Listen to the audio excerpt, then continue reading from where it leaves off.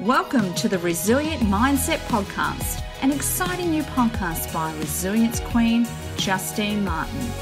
Justine is the owner and founder of the Resilient Mindset, a division of the Justine Martin Corporation. Justine draws on her years of experience and knowledge, consulting with clients to develop and sustain a positive mindset. Focused on igniting your passion, purpose and power, follow the Resilience Queen each week as she delves into the mind of her guests, exploring fascinating stories and inspiring journeys. Irina Castellano is a certified coach and an authorised foster carer who's dedicated to finding more safe homes for vulnerable children. Her work is featured in a book chapter with 2 more collaborations being published this year. She has appeared on several radio and podcast shows to spread the awareness of kids sitting in motel rooms without safe homes to go to. Using her over 20 years of experience, Irina provides education and support around all aspects of fostering. She offers professional one-on-one support, training and guidance to potential foster carers and hopeful adoptive parents. Having had a miscarriage and a stillborn, Irina and her family have provided a home for over 75 children so far. Her upcoming memoir will cover the trials, tribulations and joys she has experienced on her foster and adoptive journeys. Welcome back, listeners, to the Resilience Mindset Podcast. Today I've got with me Irina. How are you today? I am well. Thank you very much for this opportunity, Justine. You're welcome. There's a bit of a time difference from with us at the moment. So I'm presently sitting at 2 p.m. in the afternoon and you are? In Sydney. So for me it is, well, also could be a bit... I was just wondering, how come we're different? Well, I don't think you're overseas. This is a great start to the podcast today, people. Justine's foo-pa'd that one. Anyway, let's get into it. Oh my gosh. You know, some days I have brain farts. I don't know about you. You know, I have brain farts. I know how that feels. A piece of paper that tells me it's okay, you've got an acquired brain injury. These things happen. Anyway, apologies for that. Irina's actually on the same time zone as me. I was thinking you were in London. That's all right. It's all gone. Do I look that tired? If I look a bit smashed up, I just recently fell onto the concrete, so my nose is like... No, you don't. But do I look tired? Because, oh my gosh, that was a massive fupa. And we're going to leave it in because, you know, it's all about being authentic on this podcast. There we go. All right, let's get into it. Oh, what does resilience mean to you? Well, for me, it is all about adapting in a fairly, you know, maybe more quicker than others, to be able to adapt to new circumstances, new environments. Yeah. And I think that is something that I've learned already just because of my lifestyle. My parents moved a lot, so I had to change schools a lot. I had to adapt to new countries, new languages, new cultures. So that's all about... For me, it's all about resilience here, there, and, you know, making the most of it and seeing the good things in changes.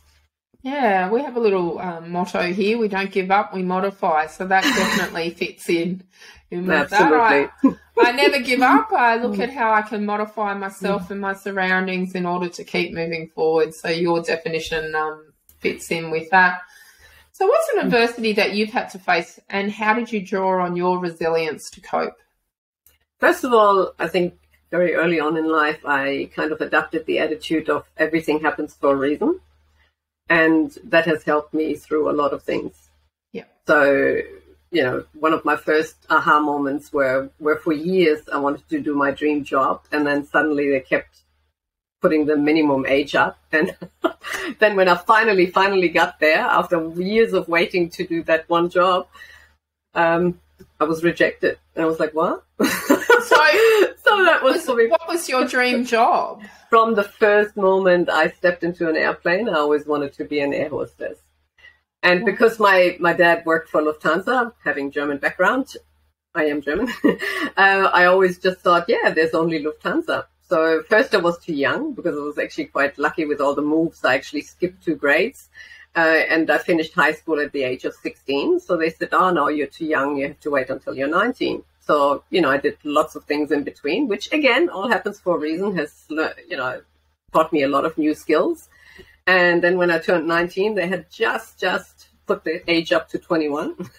So I was like, okay, another 2 years. So I kept busy and, learned other skills and just constantly tried to, have even better customer service skills, better language skills, whatever I thought was for that.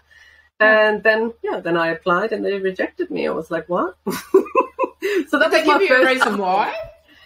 Well, at that time, I actually already worked for Lufthansa on the ground and air were just not communicating very well. So then, again, everything happens for a reason. I thought, all right, where do I apply?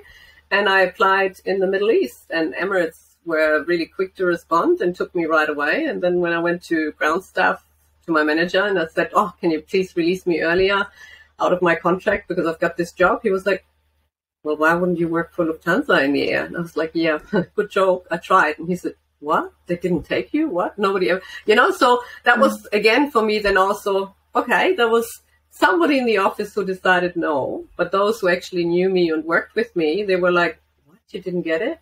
So that was really nice. But then again, I also think it has opened another huge culture for me.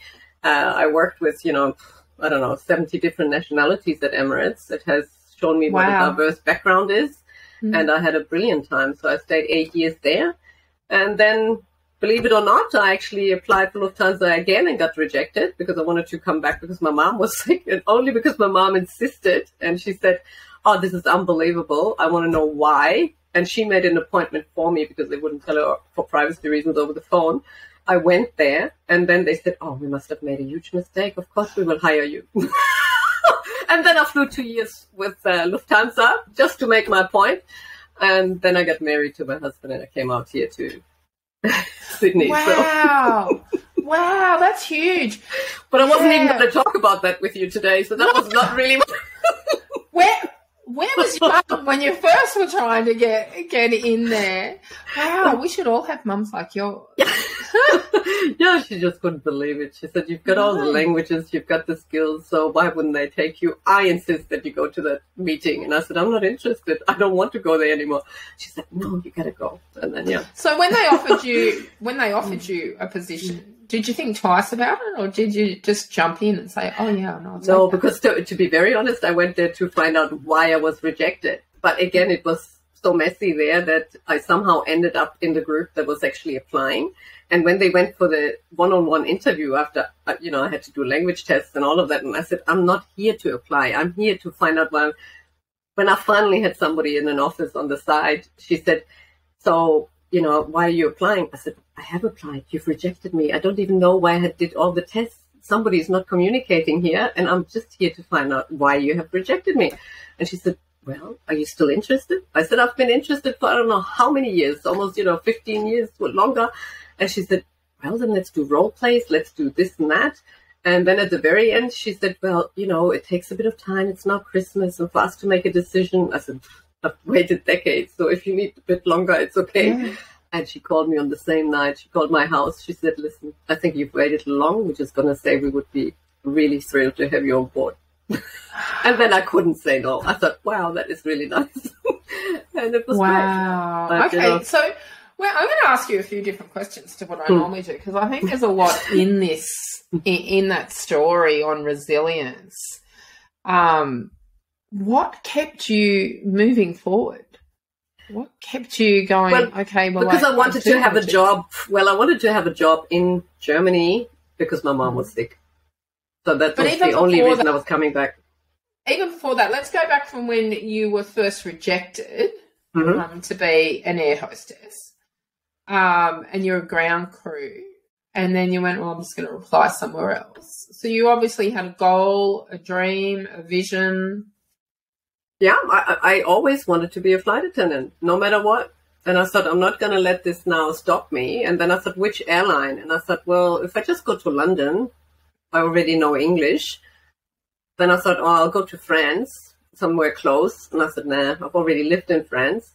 So I thought, well, what is the place where I could actually go further away and even maybe learn another culture, about another culture and another language? So that's when I saw Qatar Airways, I saw Emirates Airlines. And at that time, we're talking about 1990, nobody really knew about that place because it wasn't the Gulf War yet. It wasn't really on the map yet. Nobody knew about Dubai. So when I applied for that place and I got it, I thought, great. Somewhere new that I can learn something, and everything happens for a reason. So it wasn't meant to be Lufthansa. I was really devastated for a few days, but then I thought, well, you know what? There must again be a deeper reason in this. And one door closes, another one will open somewhere. That's exactly right. And then I applied, and then boom, boom, I got, several offers to come for interviews, and it was just really that Emirates was the first one. And they needed somebody right away. Like I said, I couldn't even get out of my German contract. In Germany, everything has contracts and you got to stick to it. So when I went to my manager, he was like, really, sure, I will release you because I want you to be happy. We were so happy with you here. But I just can't believe, the airline part of sites that up in the air, rejected. But I want to talk to you more about everything that happens for a reason, because I'm very much like that as well. Everything happens for a reason, even if you don't know what that reason is at that particular time. Exactly, yeah. And I say the universe has big plans. Some people say God has big plans. That's whatever your personal belief is. We don't discriminate here. I am like, okay, well, what positivity can come out of that adversity that I'm facing at the moment? The one thing that I think comes out of any adversity and change is that, we're not born with compassion or empathy. I really believe that is something that you can only learn, and either through your role models or through your experiences. So every time you have an experience that actually teaches you more empathy towards, let's just say you're homeless and you go through the experience, it teaches you a lot of things. And it teaches you exactly, but it also teaches you empathy towards the people who are in the streets. It teaches you a better understanding on why people are in the streets. You can learn so much. I was going to talk about my overcoming, difficulties in terms of, I always thought that we were going to, have kids easily. I thought that. Let's talk about that. Because, that for me was always on an agenda. But then at the age of 15, I read a book called A Child Called It by Dave Pelzer. And it was about him being abused by his biological mother and him being singled out and not his siblings. And it was so hard for me to comprehend. And that book just really stayed with me. And I thought, if one day I'll have my kids, but I also want to foster kids or maybe even adopt kids. And this was, way before all the celebrities started adopting.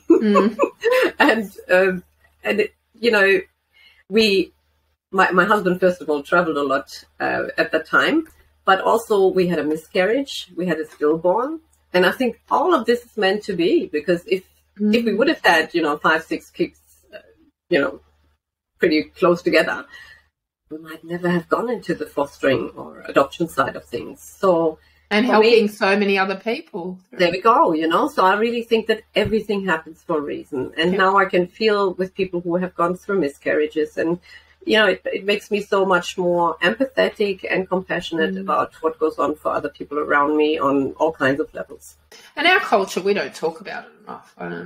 My son and daughter-in-law have had quite a few miscarriages, and just even, what to do when you've had a miscarriage, and depending on, how far the fetus is along, and then what to do and grieve. You're both grieving in it, and it's like it's a taboo subject.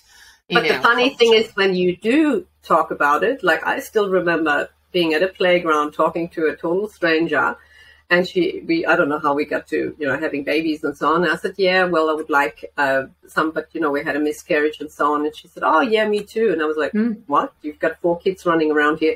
She said, oh, but, the first 2 were quick. Then we had 8 miscarriages. And then we had another one, then another 3 miscarriages. And I was like, what? So unless you talk about it, you just make assumptions that if you see somebody with 4 kids, they must have had it easy, and it's not. It's not. So the more we really open up, and also when you say, people are grieving, already in the couple, the husband might grieve totally different from the woman. Oh, yeah, And, definitely. so everybody goes through different emotions and feelings. And the more we acknowledge that and share with each other, the more we can help one another. Yeah, that's right. And there's no timeline on grief either. And I've suffered, grief recently, not a miscarriage, but losing my partner. And grief rearranges your address book. Yeah. Yeah, because people don't know how to communicate, how to interact, what to say. And here's a tip. You don't have to say anything. You just have to listen. Yeah. You just have to listen to the person that's going through it. They'll lead the conversation, or just sit there in silence with each other and support that person. Or even just say, hey, I don't know what to say. I have no words for it, but I'm here. Tell me what you need. Do you need a meal cooked? Do you want me to do the garden? Do you, just... And don't ever say, reach out if you need a hand in something, because that person will not reach out. Without a doubt, they're not going to reach out. They're not in the headspace to do that. You actually will have to go and knock on that front door or pick up that phone and say, I'm coming around, put the kettle on, or I'm coming around and I'll put the kettle on and bring an afternoon tea. You make the approach to that person with it, because they're not in I know I wasn't in the mindset at all. And I still have some rough days and, and I'm really sorry you had to go through this. Thank you. Thank you. But again, it gives me understanding and empathy for other people that have gone through and lost their partners. I lost my mum at a young age as well, and I can relate to other people that are losing their parents now. 26 years down the track, and it still feels like it was yesterday. But, we don't give up in everything that we do in life. You modify, and that's what builds that resilience with it. So, you go through the first encounter with grief and you've got a slight understanding of what it is. And then the next time you go through, I'm going to do things a little bit differently this time around, and build up that resilience for it. So what coping mechanisms do you actually use, Irina? I think over the years I've learned that self-care is incredibly important. Yes. I mean, when you're young. About that off there. Yeah. Yeah, I think, when you start out and when you're young and invincible, then you think, self-care, it goes in one ear, out the other. And then the older we get, the more, we know that things can happen and health can go and everything else. Yeah. And, also, like you said, you have people around you passing away and maybe not hitting, I would never say, oh, my God, I'm turning whatever it might be in age. I'm thinking, no, I'm bloody lucky to turn that age. I would never look at it any other way. I think for every month, every year, it is a blessing. Yeah. And I'll try and do my best to make it worthwhile. So any tough times, then, life was not meant to be easy. And just definitely. Don't I know that, girlfriend? Don't I know that? So I don't need any more chapters for a book. I've got enough. Please stop giving me content. Even though the chapters, can help other people on all levels. I know. Yeah, see, that is the reasoning why we are sitting here right now is, through my journey and everything that I've faced in all the adversities, known as the Queen of Resilience, it's to help other people. That's my purpose, is to show other people that you can get through these adversities and you can still live a, full and rewarding life despite what you might actually be facing. And it's life. It is life. It's not going to be a bed of roses. Well, it could be a bed of roses, but it's going to be full of all the prickles and thorns as well in there. You can't lay down in roses without getting a prick somewhere, without that sounding too strange. It's just life. And I don't know about you, but I know personally that the hard times and the struggles make the happy times and simple little things that make me smile so much more appreciative for all of them. It was my granddaughter's 9th birthday last night, and we had a birthday party, and my 3-year-old grandson was there, and it's the first time I've heard him sing Happy Birthday. And just hear him singing it and him going, hip, hip. It's like, oh, my gosh. You know, money can't buy this. Exactly. Money can't buy this. And, you know, I have looked at my own mortality, and because, you know, I was stage 4 cancer back in 2016, 17, and didn't think that I'd get to see, you know, exactly, these kids grow up, or my daughter and son get married, and just the simple things that a lot of people take for granted. When you've been through a lot of adversity like we have, then you do appreciate so much more, and you don't need money to make you happy, and you don't need another person to make you happy. Exactly, yeah. I mean, I also teach students in the Diploma of Community Services, and one thing, you know, really, when you're young, you don't look at gratitude and all of that, but even in the worst moments, if you really think about it, there are always things to be grateful for. And I really believe in this, that, you know, if you do gratitude when you could wake up, and or, you know, both, when you wake up and when you go to bed, and just be grateful for what you have, because and not always to look up at what other people have and compare, but to actually think, hey, you know, I'm in a pretty good spot, and let me just, you know, be grateful for what you've got. My grandfather used to say, don't try and keep up with the Joneses, because you'll never win. And, you know, my aunt's always saying, you know, stay the course, stay in your own lane. And, you know, staying in your own lane and not keeping up with the Joneses are exactly the same thing. It's like, you know, do what makes you happy. But, yeah, definitely gratitude there as well. Yeah, and it doesn't mean that you're not trying to achieve more in your life, or that you don't want to better yourself. It just means that you are actually listening to yourself to see what suits you, and not to other people, and not copy other people, but to be authentic. 100% agree with that. Yes. So what's been your biggest failure to date, and what resilience techniques did you use to get back up? But to be honest, I wouldn't call them failures. I really would just... So that's a mindset, isn't it? Yeah. I wouldn't think that... I would like to think that I've never really failed in life, because I really think that everything was a learning curve, and from that I learned something else that I could use, or if it helped me to relate to other people better. And also here and there it made me maybe a bit more vulnerable, but then also I could then see other people around me more vulnerable and reach out to them. So I really think, but I don't call them failures, I just call them learning curves. Learning curves. As long as you've learned from them and you don't repeat that behaviour. Because some people, I mean, you know, I've got as people say, a failed marriage. I've had failed relationships, but out of that, I have the most 2 beautiful children. So how can you call that a failure when you've produced, you know, offspring like that? So yeah, there's so many things that it's just a mindset. Okay, well, I look at it this way, or I can look at it this way. I choose to look at it in a shiny way, not a negative way. And you know, I get asked all the time, how come you can remain so positive in life? It's like, well, there's a lot to smile about. There's a lot of things to be positive about. Even when, you know, my health is failing me, or I'm, you know, under an adversity in that, there's still so much positivity around you. And, you know, when you're out, I go out walking. I don't know about you with your self-care, but I go out walking, and I just smile at people. And that was one thing that I missed when we were in COVID lockdowns and we were allowed out, but we're only allowed with our masks on down here in Victoria. And you couldn't smile.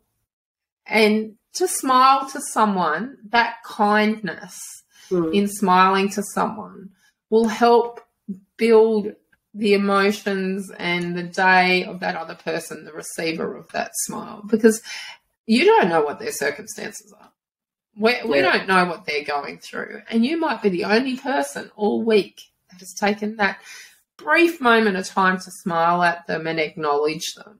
And that can be the difference on so many choices that they make in their life. Yeah. So who are your role models in resilience? To be honest, I don't really have anybody in particular. I like people who try and always work out why people have issues in their life and how to heal from that. Yeah. So my big passion is really trying to help in the kids in the care system and making sure that they can heal from the trauma they've been through. So for me, yeah, I have people who are, very known in the trauma-informed care practices that I maybe think, okay, it's fantastic what they have achieved to find out about how to heal the brain and what to do here. So that's more for me, role models, people that have taken the time out to help others heal.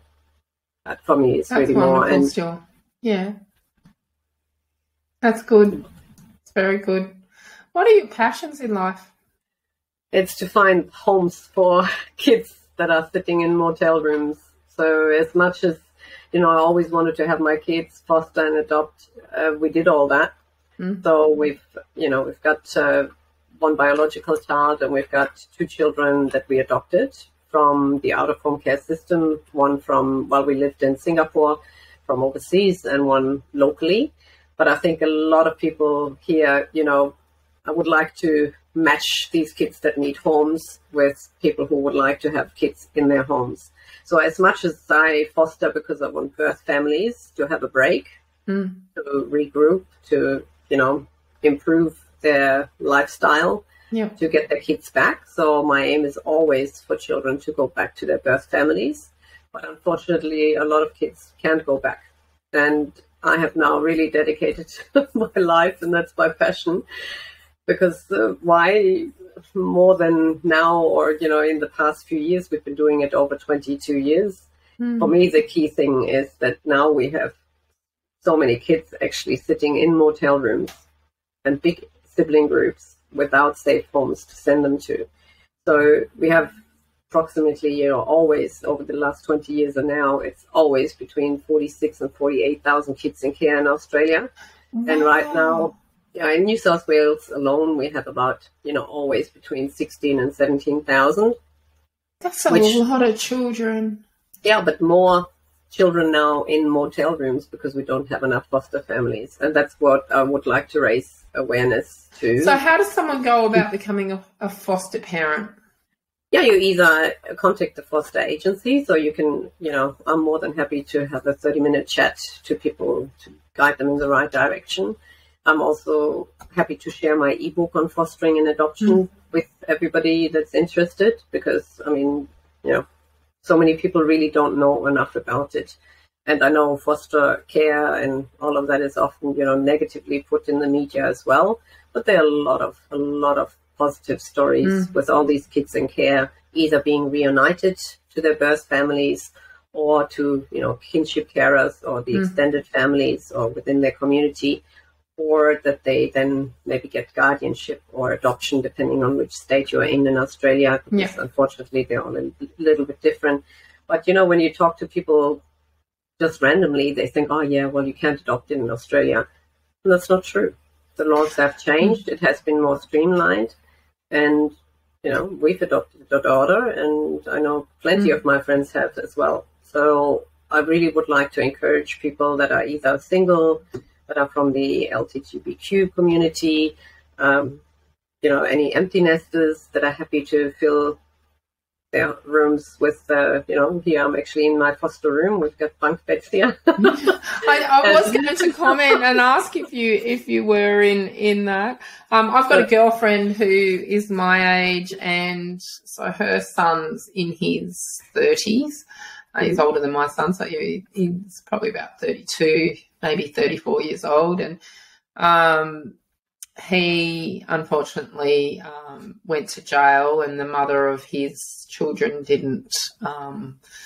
couldn't care for them. So she took them in, plus she had other children herself, and she's also in the foster system. And she took a little baby in whose mother was drug affected, and so that that's come with its own trials and tribulations there. And then she's got another little boy as well through the foster system. But I think she's in the process of actually adopting the little girl at the moment, as well as raising her grandchildren and then, you know, her own children as well. So I just look at her and I'm like, how do you do all of that, you know?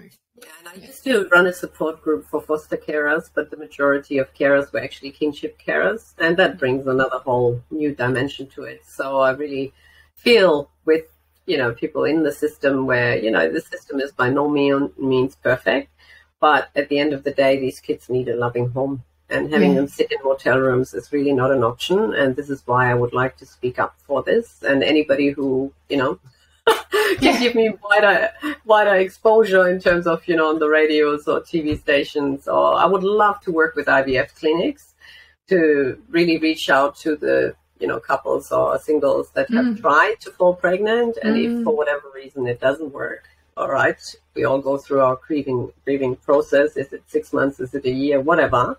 But I would love for them to reach out to me and say, okay, now we're ready. Yeah. How do we fill our house with kids, and how can we just help these kids first of all? And if you stick around long enough, there will be one that cannot be returned, and, you know, the rest is then history, as they say. So I would love for people to step up and give these kids a home. Well, hopefully today, you know, someone's sitting out there, one of my listeners, and this has resonated with them, and they can make contact with you, and we'll put all your details in the bio for sure. And that would be brilliant. You know, let's get some of these kids some homes, some loving homes. So exactly, we actually are struggling to find enough people for even kids under 5, which was not really an issue in the past. No. I mean, just last week they called me and they said, hey, we've got 3 babies. Can you take one of them? And that's unusual. And this is why I've now really, I am dedicating my time to this, because I just want other people to step up and give these kids a home. Yeah. If I didn't have my health issues, I would definitely take them on. You are doing enough on all other levels. So well, I often take my grandkids so their parents can have a bit of respite as well. You know, the kids are working pretty much full time, and I've got a room set up here permanently, so we don't have to pack up clothes or nappies or anything. Everything is set up. They just walk in and they come and stay for the night. This is the other thing that a lot of people really overthink it, you know. I mean, I've had situations where, because we're also emergency carers, so if you are putting your name down as emergency, they can literally call you 24 hours.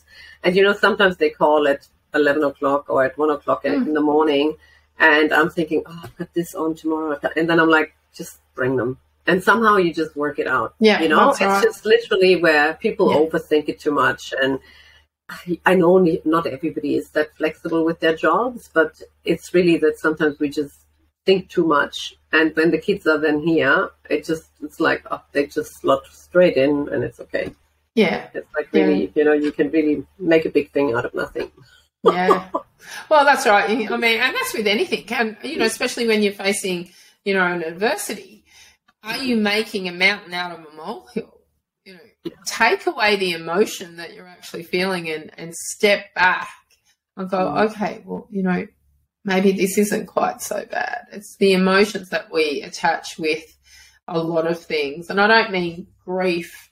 I mean other emotions that, you know, other adversities that you're going through, and that it's like, okay, step back. Let's make a plan of attack on how we're going to get through this. What do I need to do? Who do I need to call for help? How do I keep moving forward? What do I need to change? What do I need to modify? What do I need to adapt in order to do it? And it's like, oh, well, you know, that wasn't so bad. Can you see a light at the end of the tunnel?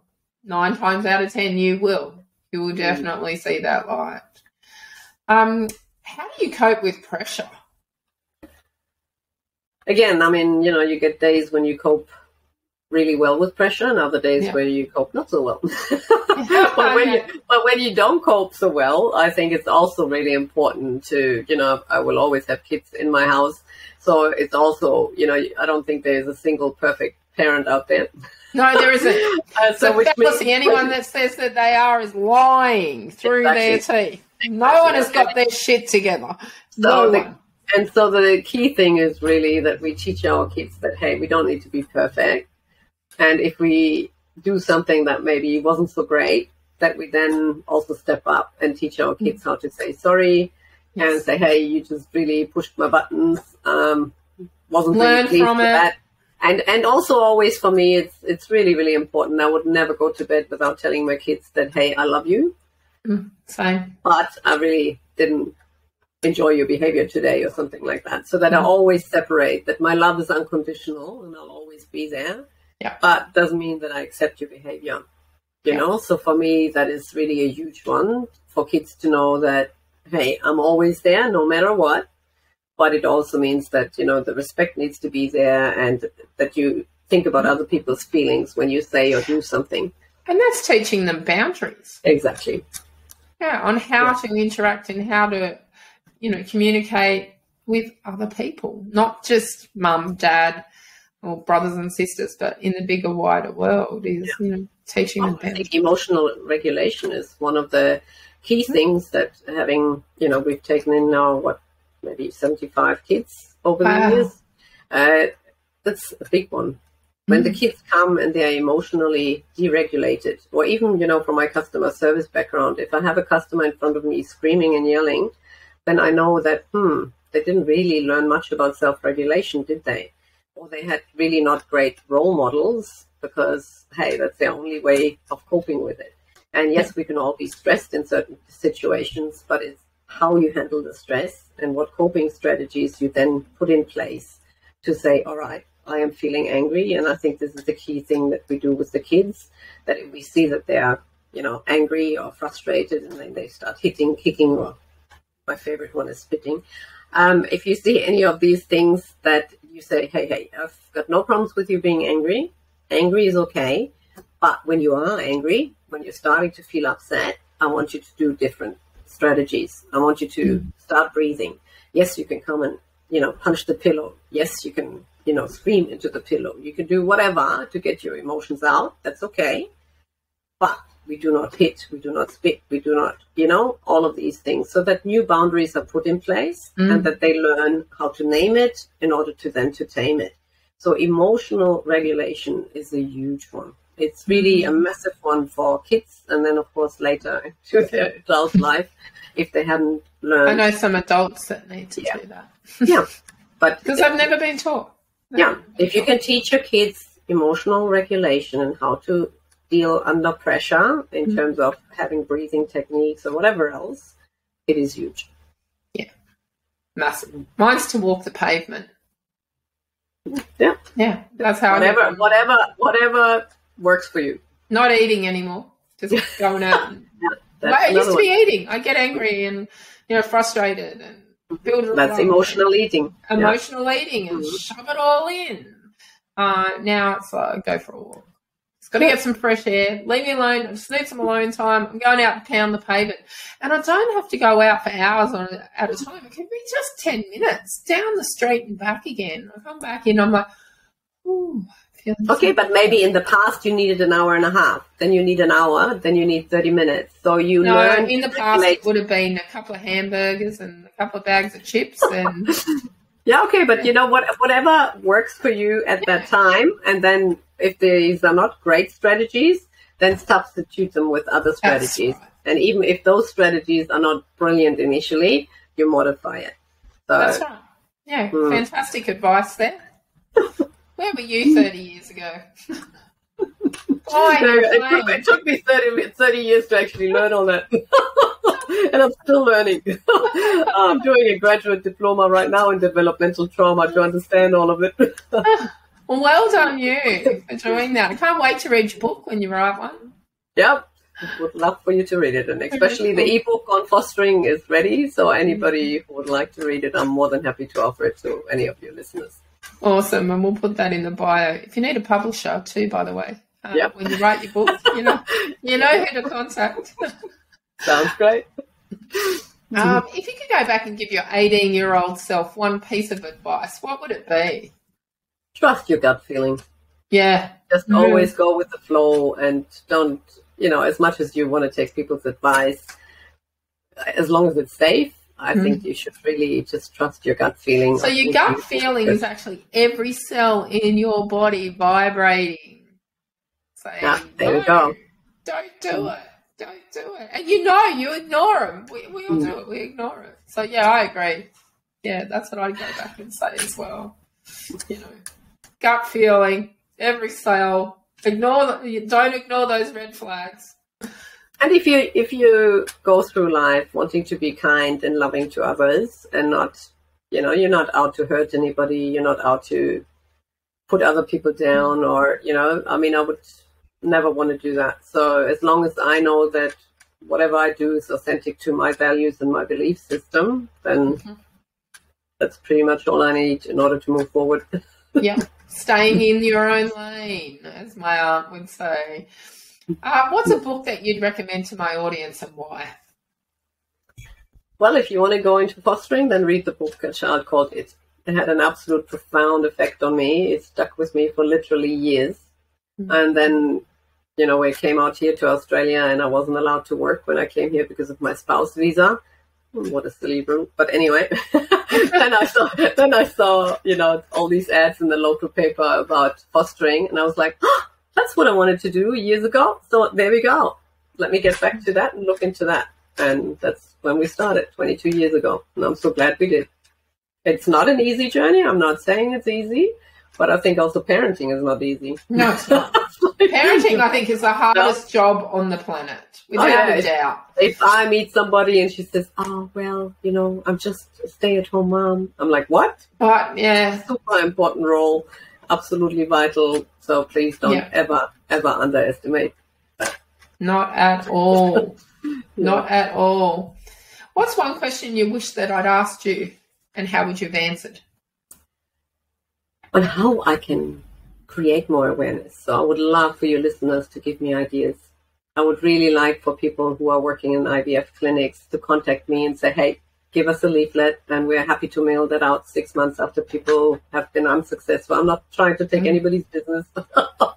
Let them try and have their but it's an option, isn't it? There we go. And, many people can maybe only have one IVF baby. And, I've been through the IVF journey as well. So I know what that entails, the emotional roller coaster. So, I just think that if I would have had a single child with our one biological kid, it would have had, again, a different upbringing. So I always wanted to have more kids and wanted my kids to learn and, also have each other and share and whatever else they learn through being with siblings. And I think my kids have learned so much through the fostering experience, in the sense of also developing compassion and empathy. And, while they worry about their next iPhone, and these kids come with, their clothes on the back and with all kinds of issues where dad is in jail or this or that.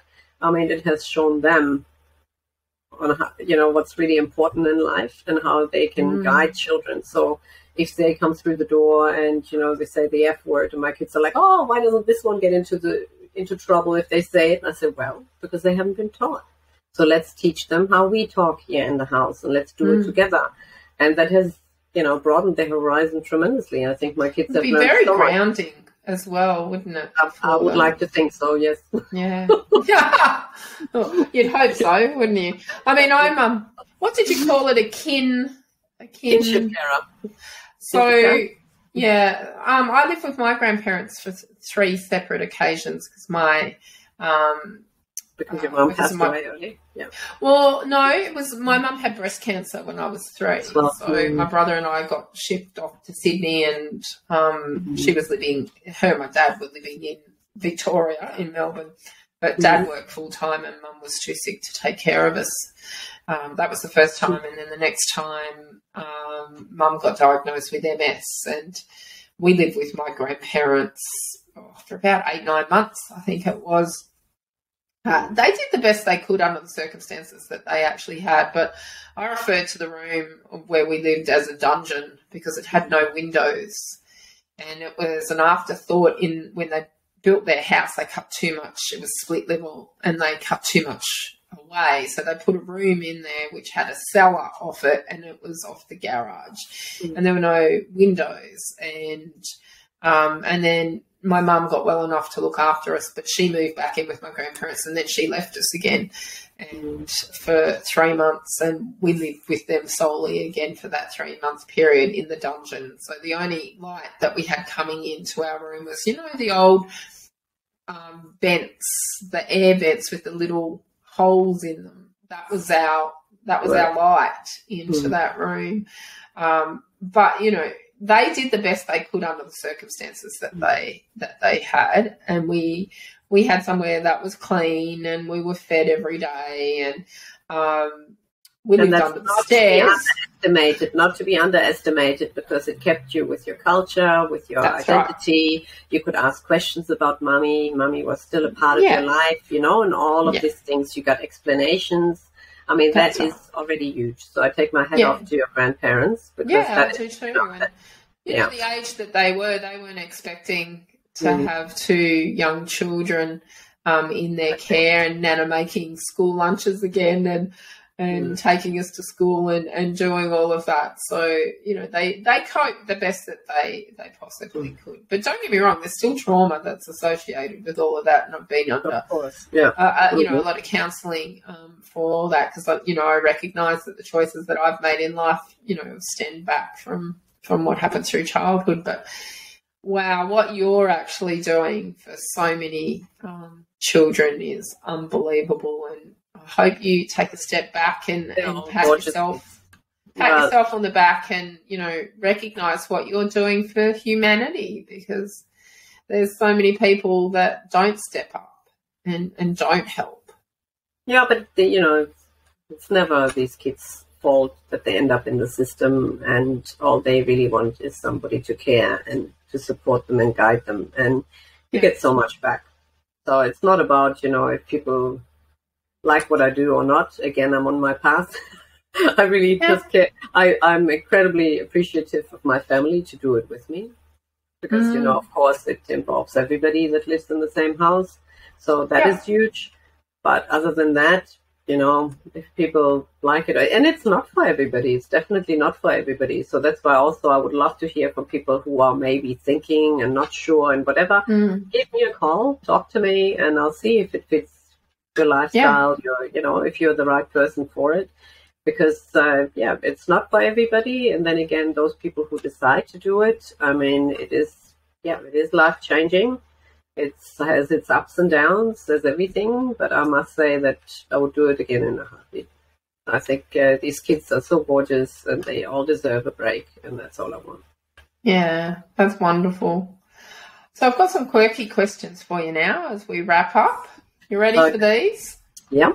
Okay. What's your favourite meal to cook? Meal to cook? I think it's actually it would be a vegetarian dish. I do love vegetarian dishes. So, you know, vegetarian pizza or anything vegetarian. Okay. If you could paint your car any colour, what colour would it be? I love those grey matte, dark grey matte. I think they look incredibly chic. Yeah. What do you think of garden gnomes? Not much. I think little kids get scared often with them, and no, I don't. Yeah,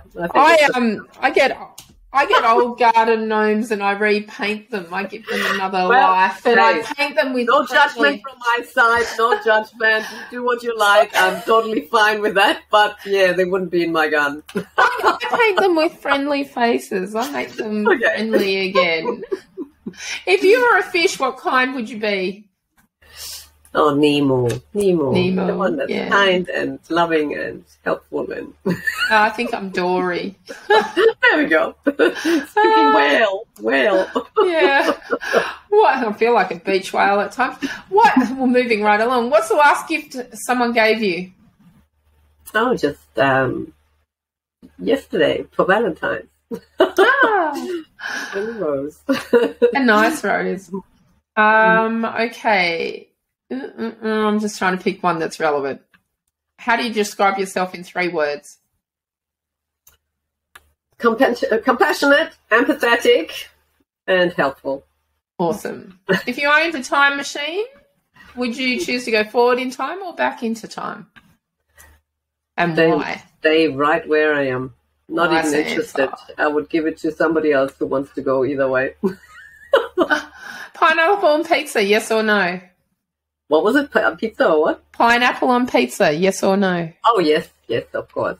Give a good little. I knew we were friends for a reason. Tea, coffee, hot chocolate, wine or beer? Oh, I just really like my cappuccino.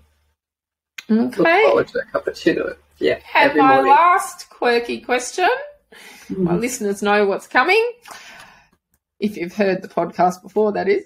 Toilet paper roll. Does it go forwards like a beard or does it go backwards like a mullet? Forward. Yes, so we are friends. That's why we are friends. Always forward. Always forward. That's all right. You know, my listeners know that if I come to your house and it's backwards, I'm going to change it around. I'm that person. I am that person without a doubt. And you know what? That's okay too. Yeah. So where can my listeners find you? On LinkedIn is the best way. I mean, LinkedIn is just really where I've got most of my connection. I've also got an Instagram, but it's, you know, not as active on Instagram. I'm still learning the ropes. So LinkedIn is the best, or even, you know. And is it just under your name? On Instagram is Irina SYD, like the abbreviation for Sydney. Yeah. So Irina Sid. And LinkedIn is Irina Castellano. There you go, listeners. You've heard it here first. So if something today has resonated with you and you'd like to find out more about fostering, we have the perfect woman to ask. But thank you for your great. Thank you for your time today and your patience with me at the beginning with my cog fog brain fart moment. Oh, good. I think it was really nice and authentic that we just had fun. So I really appreciate your time and the opportunity to be on your podcast. Great. You're welcome. And remember, listeners, you know the drill. Until next time, you stay resilient. We hope you enjoyed the Resilience Mindset podcast. Remember to subscribe to the podcast to get your weekly fix listening to Resilience Queen Justine Martin. Follow Justine on social media at Resilience Mindset or log on to justinemartin.com.au. And until next time, remember, life doesn't get easier or more forgiving. We get stronger and more resilient.